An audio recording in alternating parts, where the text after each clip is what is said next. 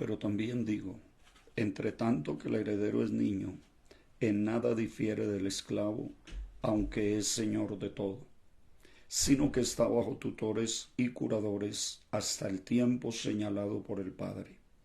Así también nosotros, cuando éramos niños, estábamos en esclavitud, bajo los rudimentos del mundo. Pero cuando vino el cumplimiento del tiempo, Dios envió a su Hijo, nacido de mujer y nacido bajo la ley, para que redimiese a los que estaban bajo la ley, a fin de que recibiésemos la adopción de hijos. Por cuanto sois hijos, Dios envió a vuestros corazones el Espíritu de su Hijo, el cual clama Abba Padre. Así que ya no eres esclavo sino hijo, y si hijo, también heredero de Dios por medio de Cristo.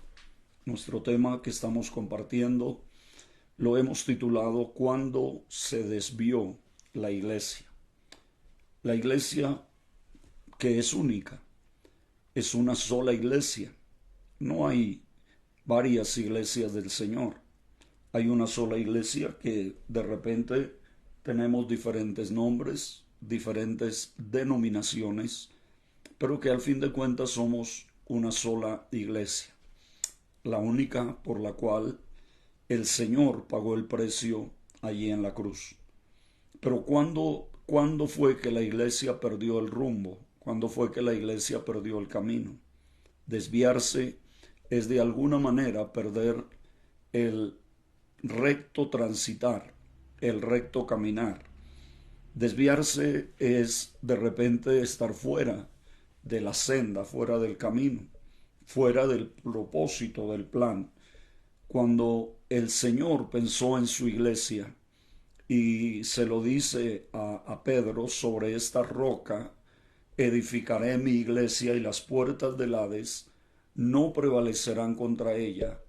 El Señor estaba pensando en un pueblo que habría de llenar al mundo con la luz del Evangelio de Cristo, que había de transformar al mundo con el sabor de la sal. Dos cosas importantes, dijo el Señor: si la luz que hay en nosotros es tinieblas, ¿cuánto no serán también las tinieblas mismas? Y si la sal pierde su sabor, ya no sirve más para nada, sino para ser echada fuera y ser hollada por los hombres. La iglesia nunca debió perder la luz, y la iglesia nunca debió perder el sabor de la sal, o lo que represente la sal en cuanto a las palabras del Señor. Lo que Jesús estaba pensando era en una iglesia trascendental, en una iglesia capaz de influenciar el entorno donde la iglesia estuviera, una iglesia capaz de transformar el sitial, el lugar donde esa iglesia estaba, donde esa iglesia sería establecida, donde esa iglesia estaría funcionando. El campo de acción de la iglesia no estaba limitado a una ciudad, a un pueblo, mucho menos a un templo. El accionar de la iglesia estaba determinado para ser ejercido sin restricciones. Toda potestad, dice el Señor, me es dada en el cielo y en la tierra. Por tanto, vayan y hagan discípulos a todas las naciones. No había restricciones, y no debe haber restricciones para la iglesia. Para los que sirven a Dios no ha de haber fronteras, ni ha de haber limitaciones. Por supuesto que las leyes pondrán límites y pondrán fronteras, pero en el pensamiento y en el ideal de Cristo, la iglesia del Señor, su iglesia, sería una iglesia sin fronteras, sería una iglesia sin limitaciones, sería una iglesia sin barreras. Las puertas del Hades no podrán permanecer en pie delante de la iglesia. No es que la iglesia iba a permanecer en pie ante el avance de las puertas del Hades. Es al contrario, las puertas del Hades no prevalecerían en contra del avance de la iglesia. Cuando la iglesia se decide andar, no hay poder ni humano ni demoníaco que la pueda detener. Y cuando la iglesia se detiene, es algo que realmente se constituye en una situación lamentable. La iglesia no solamente se detiene cuando deja de moverse, la iglesia también se detiene cuando el mover de la iglesia es contrario al propósito de Dios, al plan de Dios, a lo establecido por Dios. Cuando se desvió la iglesia, número uno, cuando se olvidó del significado de la cruz. Número dos, cuando se cambió el mensaje cristocéntrico.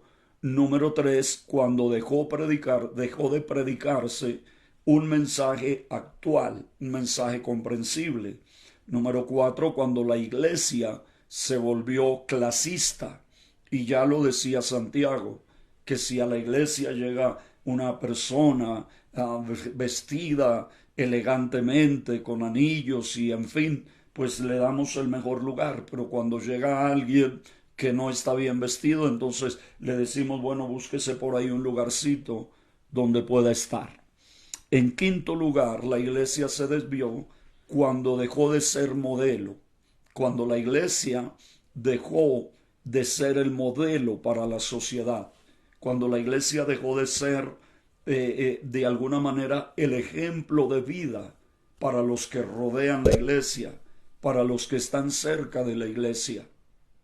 La iglesia no solamente es una fuerza de avanzada, sino que la iglesia también tiene que ser el modelo para la sociedad en medio de la cual la iglesia está. Es innegable que hoy vivimos en una sociedad que se está desintegrando a pedazos, donde todas las instituciones están siendo permeadas, están siendo golpeadas, están siendo cambiadas, donde los valores se están invirtiendo, donde hoy a lo bueno se le dice malo y a lo malo se le dice bueno, donde se aplaude al que hace el mal y se critica al que hace el bien, donde quien se preocupa por hacer del mundo un mundo mejor es censurado, es señalado, es criticado, y donde aquel que se dedica a hacer lo malo encuentra espacios, encuentra lugares, encuentra formas, y esa es la sociedad en medio de la cual está viviendo la iglesia de hoy. Pero en medio de todo eso, la iglesia debe ser un modelo. La iglesia debe ser un pueblo digno de imitar. Cuando uno mira allá en la antigüedad, en el Pentateuco, el propósito que Dios tenía para con su pueblo, de hacer de ellos el pueblo más inteligente, de hacer de ellos el mejor de todos los pueblos, no porque lo fuera, pero hacer de ellos el mejor de todos los pueblos, que los pueblos a su alrededor pudieran mirar a Israel y decir, qué pueblo como ese pueblo, que tiene un Dios como el Dios que tienen ellos. Y uno puede notar que había un anhelo en el corazón de Dios de hacer de su pueblo el modelo para las demás naciones, que a través de su pueblo el mundo conociera a Dios, el mundo supiera quién es Dios. Bueno, a través de la iglesia el propósito del Señor era el mismo, que el mundo conozca a Dios a través de la iglesia, y el mundo solo conocerá a Dios de la manera que la iglesia sea capaz de mostrárselo. Reitero esto, el mundo solo conocerá a Dios de la manera que la iglesia sea capaz de mostrarlo. Si la iglesia muestra a un Dios pequeño, el mundo conocerá a un Dios pequeño. Si la iglesia muestra a un Dios enojado, el mundo conocerá a un Dios enojado. Si la iglesia solamente muestra a un Dios permisivo, donde todo se puede, el mundo conocerá a un Dios así.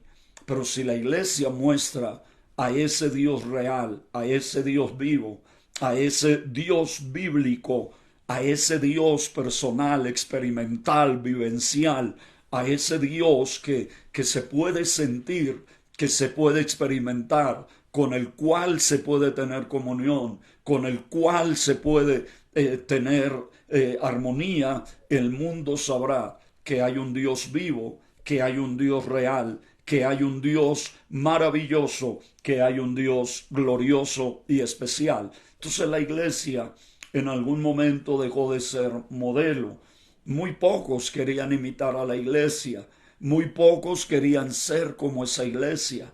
En algún momento de la historia, en el momento del oscurantismo, en el momento cuando la llamada iglesia se convirtió en un poder social, en un poder religioso, político, cuando la iglesia aglutinó los poderes en ella, muy poca gente quería pertenecer o ser parte de esa iglesia. Luego se rescató un poco la verdad del Evangelio, la verdad del mensaje de Dios, y se volvió el corazón de la gente a Dios para establecerse lo que se puede conocer como el mover misionero, el despertar misionero, el despertar de la predicación, el despertar del mensaje de la palabra. Y entonces muchos quisieron ser parte de la iglesia, pero también tenemos que llegar a nuestros días, mirar a nuestro entorno, mirar a nuestro lado y preguntarnos si hoy somos lo suficientemente modelo para el mundo en el cual estamos viviendo. Si cuando una persona pierda la esperanza, pierda el norte, puede encontrar en la iglesia un refugio, puede encontrar en la iglesia el mensaje de esperanza, el mensaje de fe, el mensaje que lo lleve a entender que todavía hay oportunidad y que todavía hay un Dios que le sigue amando y que tiene planes y propósitos para con esa vida. Tenemos que hacer un análisis en el día de hoy y darnos cuenta si realmente podemos decirle al mundo que nos rodea, a la gente que nos rodea, si podemos decirle, hey, en nosotros está el Señor, y donde está el Señor hay una vida plena, hay una vida mejor, hay una vida a plenitud, hay una vida que vale la pena vivirse. Creo que la iglesia no puede perder su realidad, su propósito, su razón de ser en esta tierra. Le preguntaron a un anciano predicador, ¿por qué si el Señor prometió volver pronto? ¿Por qué si los predicadores dicen que Cristo ya viene? ¿Por qué el Señor aún no ha venido? Y la respuesta de ese anciano predicador fue, porque en el cielo no se necesita predicar el Evangelio. Lo que él quería decir era, es aquí donde Dios necesita la iglesia, es en este mundo corrupto, es en medio de la descomposición donde se requiere la sal, es en medio de las tinieblas donde se necesita la luz, pero una iglesia que sea luz, una iglesia que sea digna de imitar, no una iglesia que entretiene, no una iglesia que de repente se inventa 1000 programas y 1000 proyectos para que la gente permanezca allí entretenida. No, estamos hablando de una iglesia conforme al modelo de Cristo, un liderazgo conforme al modelo de Cristo, una vivencia conforme al modelo de Cristo. Si la iglesia no se parece a su Señor, entonces el mundo no conocerá al Señor de la iglesia. Hermosas las palabras de Juan el Bautista cuando dice, es necesario que Él crezca y que yo mengüe. O las palabras del apóstol Pablo que dice, hasta que Cristo sea formado en nosotros. O las palabras de la Biblia que sin lugar a dudas nos llevan a entender que no es la iglesia lo que el mundo quiere ver, es a Cristo en la iglesia. El salmista del Salmo 42 dice que los enemigos le afrentaban, todos los días diciéndole, ¿dónde está tu Dios? ¿Dónde está aquel Dios del que hablas? No lo vemos. Hablas de Dios, hablas de su gracia, hablas de su amor, pero no vemos a Dios en tu vida. Hablas de misericordia y no la tienes. Hablas de amor y careces de él. Hablas de justicia y practicas lo contrario. Hablas de restaurar y le colocas el pie encima al que se está hundiendo. Hablas de ayudar y cierras tu mano. Hablas de tantas cosas que realmente no se ven. No es que no las enseñas, no es que no las dices, es que no las vives, es que no se ven en tu vida, es que no se ven en la iglesia de hoy. Entonces la iglesia se desvió cuando la iglesia dejó de ser un modelo. Número 6. La iglesia se desvió cuando dejó el discipulado integral. Se volvió solamente un discipulado eclesial. Mucho del discipulado que hoy se da no es un discipulado para formar seguidores de Cristo, más bien es un discipulado para formar seguidores de una iglesia, para formar seguidores de una organización, para formar seguidores de un líder. Lo que Jesús nos enseñó y nos dijo fue que hiciéramos discípulos de Él, así como Él hizo sus propios discípulos de aquellos 12 hombres. La iglesia fue llamada para hacer discípulos, pero no discípulos del líder o discípulos del nombre o discípulos de la iglesia, sino discípulos del Señor. Teníamos que hacer seguidores de Cristo, no prosélitos de nosotros. Debíamos ser mensajeros de Dios y no proselitistas. No fuimos enviados a hacer proselitismo, fuimos enviados a alcanzar las almas con el mensaje de Cristo, con el mensaje del Señor, con el mensaje del Rey de Reyes, con el mensaje poderoso del Evangelio de nuestro Señor Jesucristo. Por eso el discipulado a la iglesia debió ser un discipulado integral, no solamente un discipulado eclesial, un discipulado, si se quiere, pudiéramos utilizar una palabra que nos ubique un poco más, no un discipulado sectorial. Es que mis discípulos son mejores que los suyos, es que mis discípulos, y pareciera que los que están aquí no están siguiendo al mismo Señor que los que están siguiendo los de allá. Es verdad que hay diferencias y gracias a Dios por las diferencias. Es verdad que no todos pensamos lo mismo y gracias a Dios porque no todos pensamos lo mismo. Pero hay una verdad central, hay una verdad fundamental que nos debe unir y es el señorío de Cristo en nuestras vidas. Es el mensaje puro, real y contundente del Evangelio que predicó Cristo, que enseñó Cristo. Es importante que nosotros entendamos que el discipulado, el discipular a una persona, no es hacerlo adepto de una iglesia, adepto de un ministerio, es hacerlo un siervo de Cristo, un siervo del Señor. De hecho, creo que hay 3 peldaños en la vida del creyente que deben ser recorridos con firmeza, con seguridad, con certeza. El primer peldaño se llama creer. Hemos sido llamados a creer y debemos estar claros en lo que creemos y debemos estar no claros en razón a lo que nos enseñan los hombres, sino en razón a lo que dice la Biblia. El fundamento de la iglesia no es el pensamiento del líder que tiene más capacidad o que tiene más a su servicio los medios. El fundamento es la palabra.